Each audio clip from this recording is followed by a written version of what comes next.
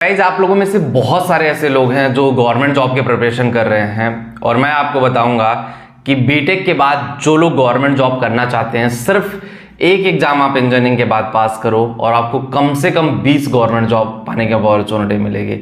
अब आप लोग में से बहुत सारे लोग इस एग्जाम्स को नोन तरीके से जानते हो, अच्छे से जानते हो, और बहुत सारे लोग नहीं जानते हैं।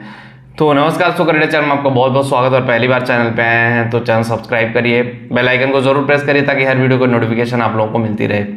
गाइस, वो कौन सा ऐसा एग्जाम है जिसको क्रैक करने के बाद या जिसको पास करने के बाद आप कम से कम 20 से 25 गवर्नमेंट जॉब में आप जा सकते हो? तो वो एग्जाम कोई और नहीं, गेट का एग्जाम है। गेट का एग्जाम बीटेक वालों के लिए ही होता है और जो लोग एमएससी किए होते हैं वो भी गेट का एग्जाम दे सकते हैं। खास करके इंजीनियरिंग स्टूडेंट जो बीटेक ग्रेजुएट इंजीनियर हैं उनके लिए गेट का एग्जाम कंडक्ट कराया जाता है। और गेट का एग्जाम देने के बाद आप इंडिया की जो महारत्न कंपनियां हैं, महारत्न कंपनियों के नाम मैं कुछ बता देता हूं आप लोगों को, जैसे कि एनटीपीसी, बीएचईएल, पीजीसीआईएल और आईओसीएल, ये सारी जो महारत्न कंपनियां हैं, इसके अलावा बहुत सारी और भी कंपनियां गेट के थ्रू आपको सिलेक्शन लेंगी। इन कंपनियों के अलावा प्राइवेट कंपनियां भी एड ऑन हो रही हैं, तो आप ये समझ लो कि आपके लिए 360 डिग्री एड ऑन है। तो मतलब कि एग्जाम एक ही होगा।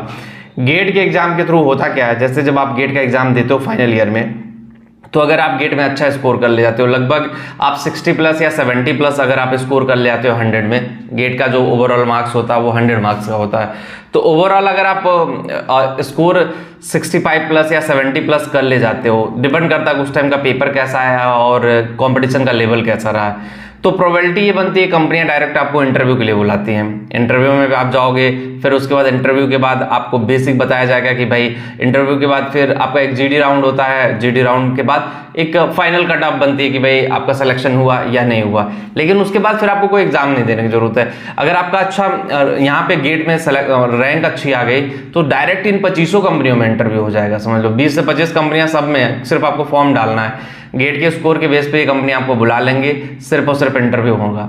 तो सोचो ना कितना बढ़िया है।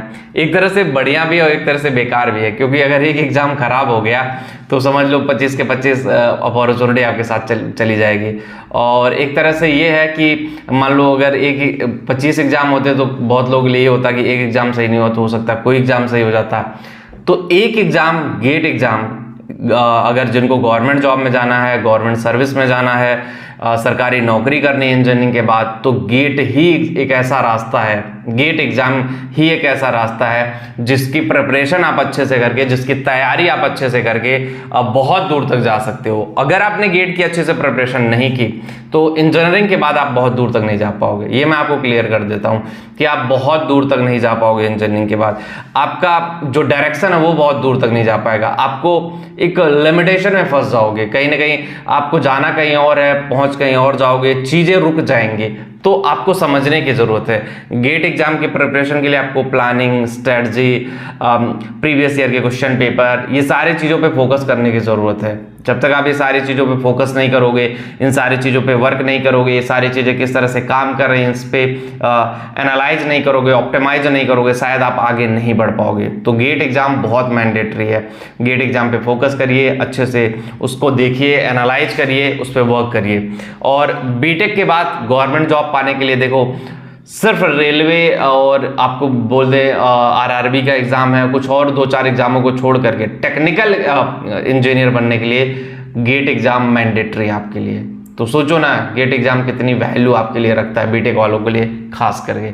तो गेट एग्जाम के बारे में कोई और इन्फॉर्मेशन चाहिए या करियर से रिलेटेड कोई दिक्कत हो, कोई प्रॉब्लम हो, तो हम लोगों ने करियर काउंसलिंग भी स्टार्ट की है, जिसका लिंक हमने डिस्क्रिप्शन में दिया है, एक बार जा करके जरूर देखिए। कोई और दिक्कत हो, कोई और प्रॉब्लम हो तो आप लोग डायरेक्टली मेरे से कनेक्ट कर सकते हैं। मिलते हैं आपसे नेक्स्ट वीडियो में। Thank you.